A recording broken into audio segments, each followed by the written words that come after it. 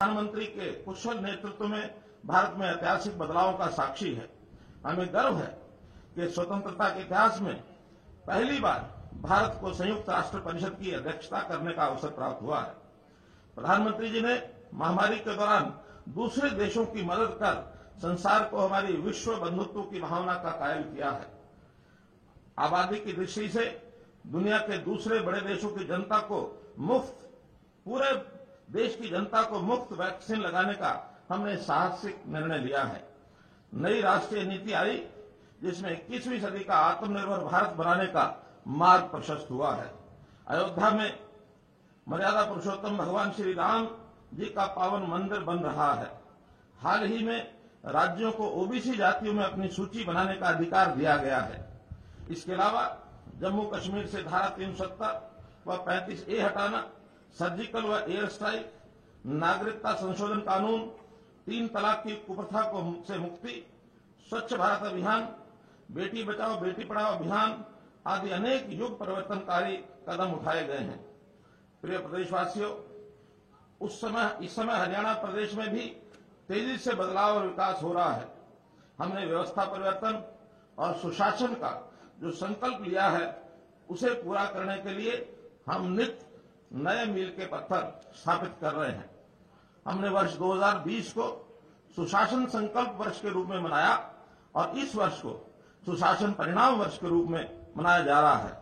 सुशासन और व्यवस्था के जरिए हम लोगों में ये विश्वास पैदा करने में सफल हुए हैं कि सरकार उनकी है और वे भी सरकार में हैं।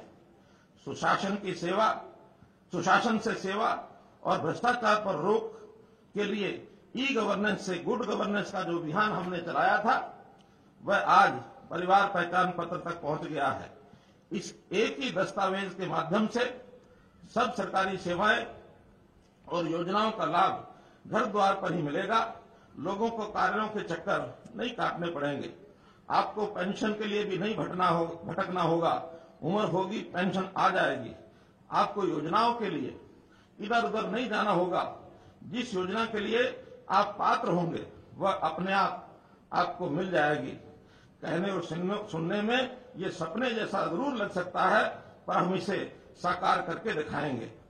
भ्रष्टाचार की बात करें तो आप जानते ही हैं कि सीएलयू का दूसरा नाम भ्रष्टाचार था।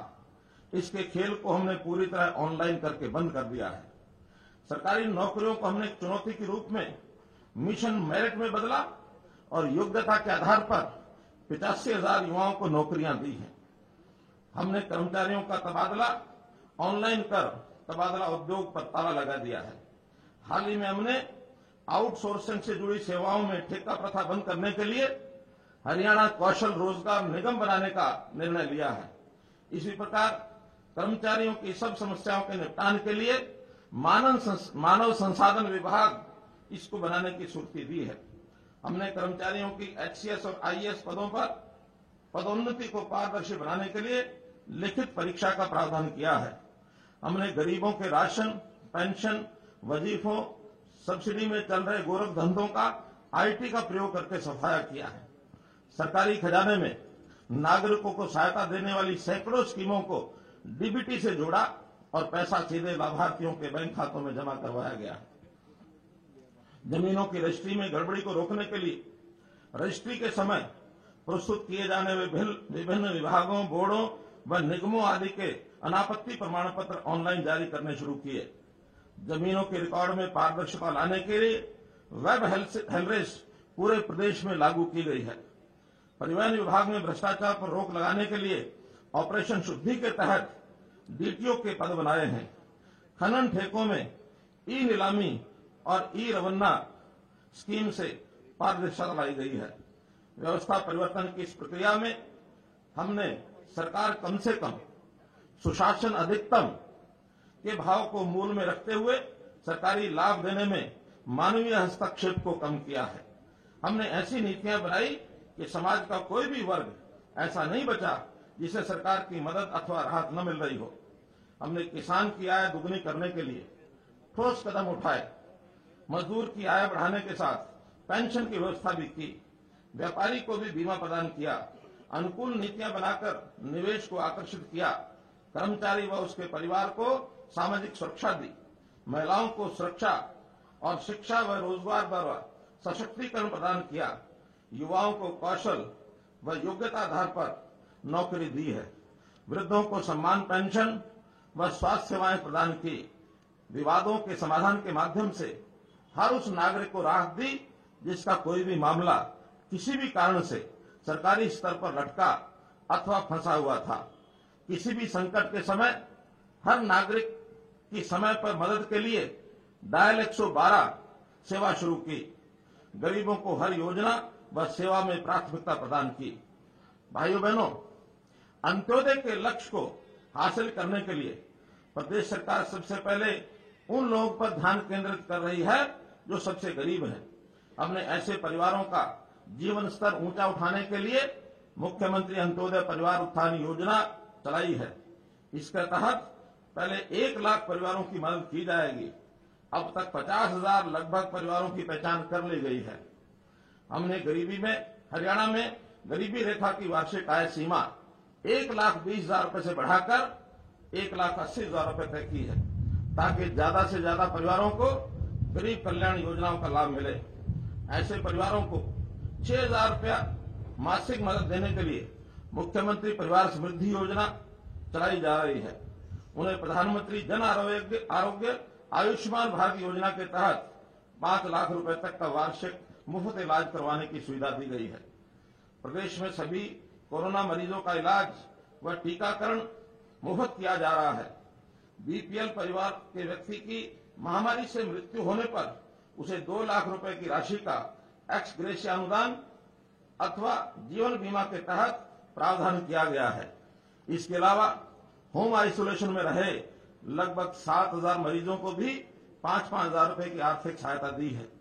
कोविड-19 महामारी के कारण अनाथ हुए बच्चों के पुनर्वास और सहायता के लिए मुख्यमंत्री बाल सेवा योजना शुरू की गई। इसके तहत प्रति बच्चा 2500 रुपए मासिक मदद दी जा रही है। प्रदेश में सभी तरह की सामाजिक सुरक्षा पेंशन 1 अप्रैल 2021 से 2500 रुपया मासिक की गई है। भाइयों बहनों, किसानों की समृद्धि के बिना प्रदेश में खुशहाली नहीं आ सकती। इसलिए किसान हित हमारे लिए सर्वोपरि है। हम कृषि क्षेत्र को लाभकारी बनाने के लिए ऐसे विजन पर काम कर रहे हैं कि किसान का बेटा कृषि से विमुख न हो। हम किसानों को प्रोत्साहित करने के लिए विभिन्न नगद लाभ भी प्रदान कर रहे हैं। हाल ही में हमने कृषि भूमि के आदान प्रदान में किसानों को राहत देते हुए स्टाम्प शुल्क में छूट दी है। अब प्रति डीड केवल 5,000 रुपए का शुल्क ही लिया जाएगा। इससे पहले 7% रजिस्ट्रेशन शुल्क लिया जाता था। प्रदेश में एफपीओज के जरिए, किसान उत्पादक संगठनों के जरिए किसानों को आधुनिक खेती करने और पैदावार को सरलता से बेचने में मदद प्रदान की जा रही है। उत्तम किस्म के बीज प्रदान करने के लिए फसल बीमा व फसल मुआवजा देकर प्राकृतिक आपदा को जोखिम को समाप्त किया है। फसल पकने पर उसकी बिक्री के लिए मंडी व्यवस्था को और सुदृढ़ किया गया है। हरियाणा देश का पहला राज्य है जहां सर्वाधिक 11 फसलों के दाने दाने की न्यूनतम समर्थन मूल्य पर खरीद की जाती है। हमने फसल की सरलता से बिक्री के अलावा किसान को सब्सिडी, खाद, बीज और ऋण देने के लिए मेरी फसल मेरा ब्यौरा पोर्टल शुरू किया है। किसान परेशान होता था, कागज की पर्चियां लेकर घूमता था। मेरी फसल मेरा ब्यौरा पोर्टल के माध्यम से सारे काम वो अपने फोन से अपने घर बैठकर कर सकता है और पैसा अब किसी और को नहीं जाता, किसान के खाते में सीधा जाता है। आधुनिक ढंग से फलों, फूलों, सब्जियों की खेती के लिए सरकार हर संभव सहायता उपलब्ध करवा रही है, जिसमें फसल के नुकसान की भरपाई के लिए मुख्यमंत्री बागवानी बीमा योजना और बाजार में फसल के कम दाम होने पर उसकी भरपाई के लिए भावांतर भरपाई योजना शामिल है। हमने नई तकनीक से खेती करने वाले प्रगतिशील किसानों को प्रोत्साहित करने के लिए प्रगतिशील किसान सम्मान योजना में 50,000 रुपए से 5 लाख रुपए तक के पुरस्कार देने की व्यवस्था की है। आपने पिछले दिनों अखबारों में ये खबर पढ़ी होगी कि चेन्नई एक ऐसा शहर है जिसका भूमिगत जल पूरी तरह से खत्म हो चुका है। अब पीने के पानी की भी वहां के लोग समुद्र के पानी पर पूरी तरह निर्भर हो गए हैं। हरियाणा देश का भूजल स्तर भी पिछले कई सालों से लगातार कम हो रहा है। धान की लगातार हो रही खेती की वजह से हालात बद से बदतर हो गए। पिछली सरकारों ने इस ओर कभी ध्यान नहीं दिया। हमारी सरकार ने गिरते वाटर लेवल को कम करने के लिए मेरा पानी मेरी विरासत योजना की शुरुआत की, जिसके तहत जो भी किसान धान की खेती छोड़कर कपास, मक्का, अरहर, मूंग या फिर किसी दूसरी फसल की तरफ रुख करता है, उसे 7,000 रुपया प्रति एकड़ की प्रोत्साहन राशि हमारी सरकार की तरफ से दी जा रही है। अभी तक हजारों किसान लगभग 1 लाख एकड़ पर अन्य फसलें बोकर इस योजना का लाभ उठा चुके हैं। हमने हर खेत को स्वस्थ खेत बनाने के लिए प्रदेश में मृदा परीक्षण प्रयोगशालाएं खोली हैं। ये प्रयोगशालाएं शिक्षण संस्थानों में भी खोली गई हैं, जिनमें विद्यार्थी अर्न व्हाइल यू लर्न अर्थात काम करे, पढ़ाई करे और साथ में पैसा भी कमाए। कार्यक्रम के तहत मृदा परीक्षण के लिए एक निश्चित शुल्क ले सकता है, पढ़ाई के साथ साथ कमाई भी कर सकता है। हमने आधुनिक तकनीक से कम पानी में अधिकतम सिंचाई को भी बढ़ावा दिया है। इसके लिए सूक्ष्म सिंचाई योजना, फव्वारा संयंत्र प्रणाली, भूमिगत पाइपलाइन स्कीम, टपका सिंचाई योजना आदि चलाई जा रही है। नहरी पानी की लीकेज को रोकने के लिए प्रदेश में कच्चे रजवाहों को पक्का किया जा रहा है और 20 साल से अधिक पुराने रजवाहों को दोबारा पक्का किया जा रहा है। और हमारा संकल्प है कि हम हर खेत तक पानी लेकर जाएंगे और हर किसान तक उसके हिस्से का पानी पहुंचाएंगे, और ये हम माइक्रो इरिगेशन के जरिए करके दिखाएंगे। इसी प्रकार खेतों में आवाजाही को सुगम करने के लिए 5 क्रम के सभी रास्तों को पक्का किया जा रहा है। भाइयों बहनों, शिक्षा समाज और देश का भविष्य तय करती है। इसलिए हमने कौशल व संस्कार से युक्त रोजगार परक शिक्षा प्रदान करने के लिए नई राष्ट्रीय शिक्षा नीति को प्रदेश में वर्ष 2025 तक पूर्णतः लागू करने का बीड़ा उठाया है। इस नीति के अनुरूप प्री नर्सरी से ही शिक्षा देने के लिए प्रदेश में 4,000 प्लेवे स्कूल और 500 नए मॉडल क्रच खोले जा रहे हैं। प्रदेश में ऐसे शिक्षण संस्थान तैयार किए जा रहे हैं जिनमें नन्हे बच्चे की केजी से पीजी तक की शिक्षा प्रदान की जाएगी।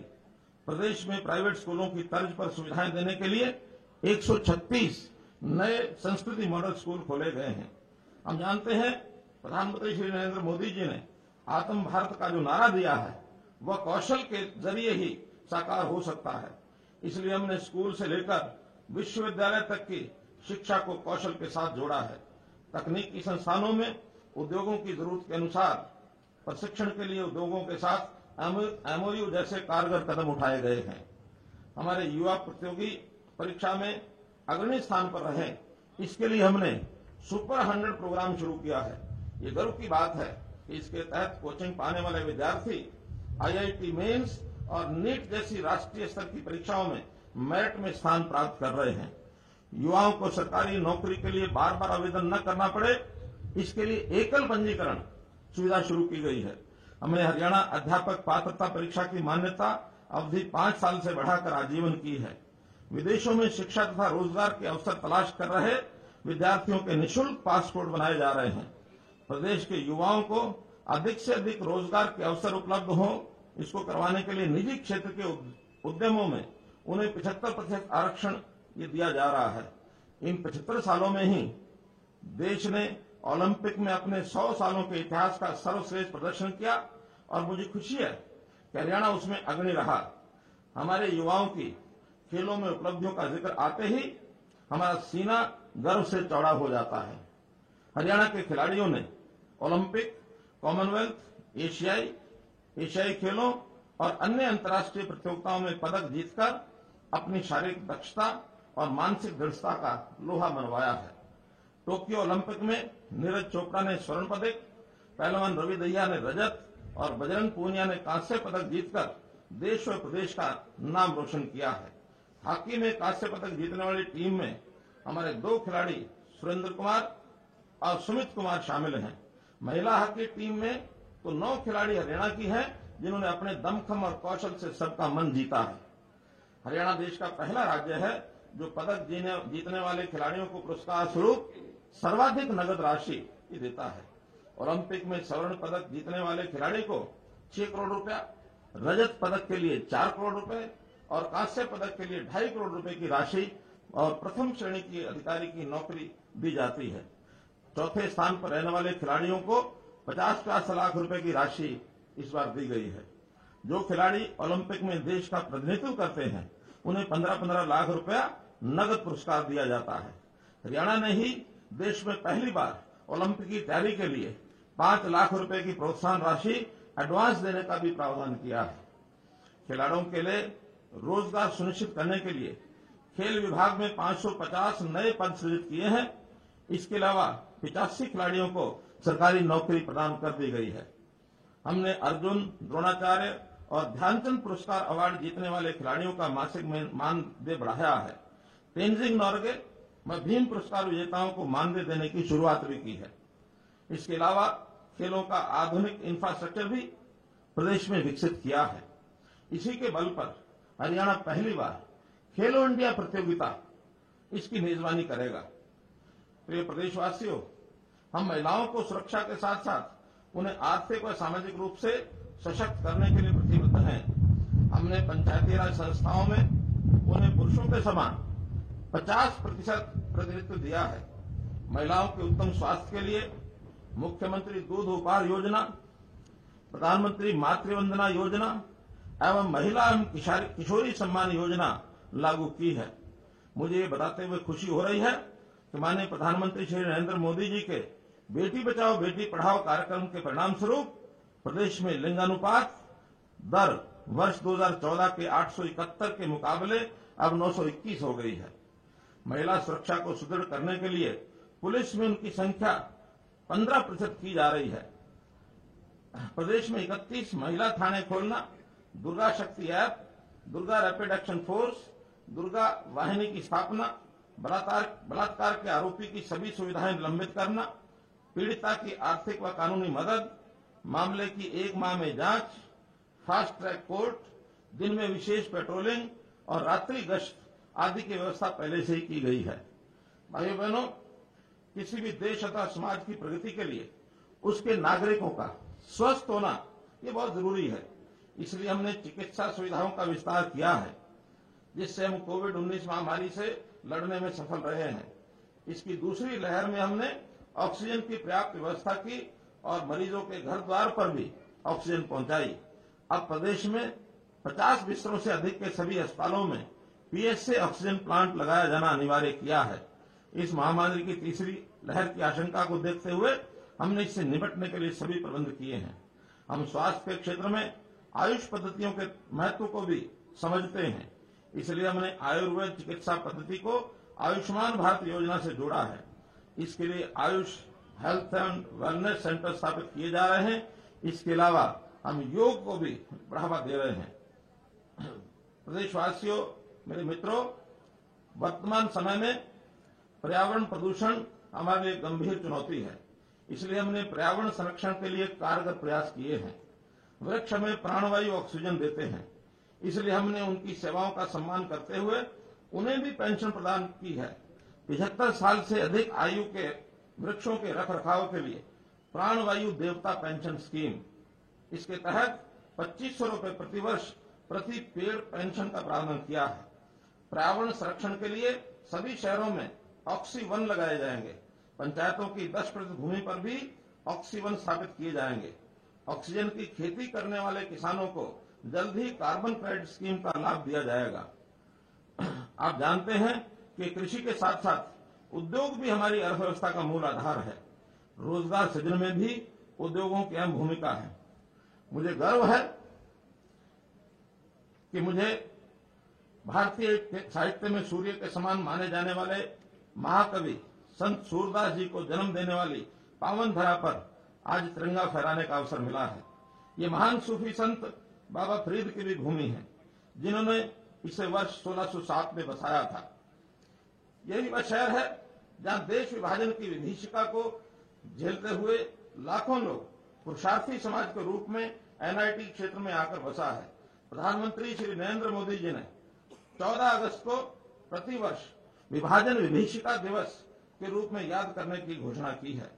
भारत की आजादी के उपरांत औद्योगिकरण की शो विंडो विकसित करने के उद्देश्य से इस ऐतिहासिक शहर में एनआईटी की स्थापना की गई, जहां इसी पुरुषार्थी समाज ने अपने कठिन परिश्रम से फरीदाबाद को एशिया की 9वीं सबसे बड़ी औद्योगिक संपदा के रूप में मान्यता दिलाई।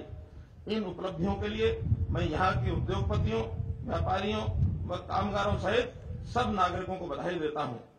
हमने प्रदेश में आर्थिक विकास एवं रोजगार के अवसर उपलब्ध करवाने के लिए 1 जनवरी 2021 से हरियाणा उद्यम एवं रोजगार नीति 2020 की लागू की है। इस नीति का लक्ष्य 5 लाख नई नौकरियों का सृजन करना, 1 लाख करोड़ रुपए से अधिक के निवेश के अवसर पैदा करना तथा निर्यात को 2 लाख करोड़ रुपए तक दोगुना करना है। हमने उद्योगों को बढ़ावा देने के लिए प्रदेश में एमएसएमई विभाग का गठन किया है। हमारी उद्योग सहायक नीतियों का परिणाम है कि हरियाणा तेजी से तरक्की कर रहा है और इसकी सराहना नीति आयोग ने भी की है। नीति आयोग की रिपोर्ट में हमारा तेजी से तरक्की करने वाले राज्यों में देश में प्रथम स्थान है। स्टार्टअप इंडिया कार्यक्रम में भी हरियाणा अग्रणी राज्य के रूप में उभरा है। राज्य में अब तक 4000 से ज्यादा युवा स्टार्टअप का पंजीकरण हो चुका है। हमने 20 साल से अधिक समय से किराए पर या लीज पर अथवा लाइसेंस फीस पर चल रही पालिकाओं की दुकानों व मकानों की मलकियत उन पर काबिज दुकानदारों को दे दी है। यही नहीं, हमने व्यापारियों के लिए भी 2 बीमा योजनाएं शुरू की हैं।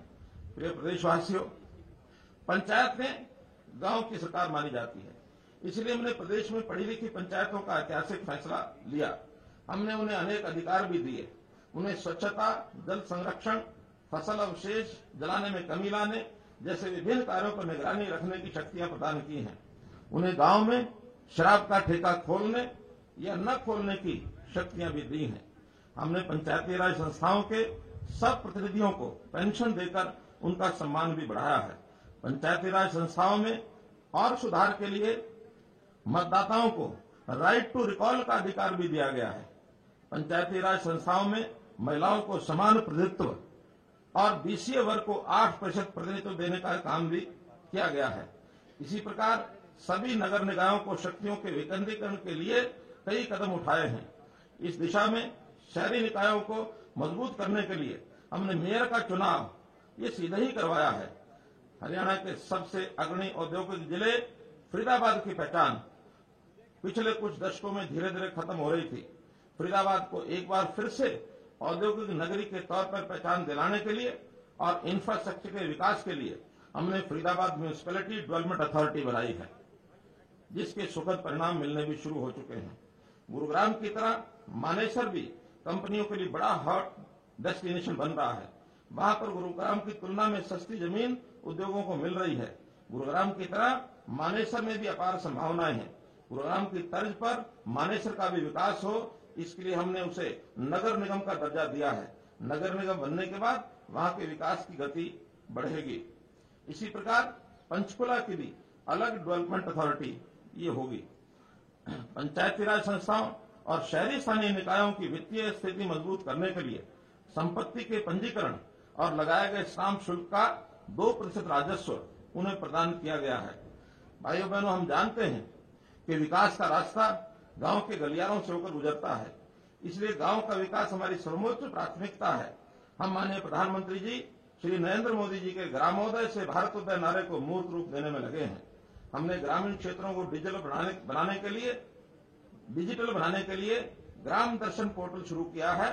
इस पर 6197 ग्राम पंचायतों का डिजिटल डाटा ये उपलब्ध रहेगा।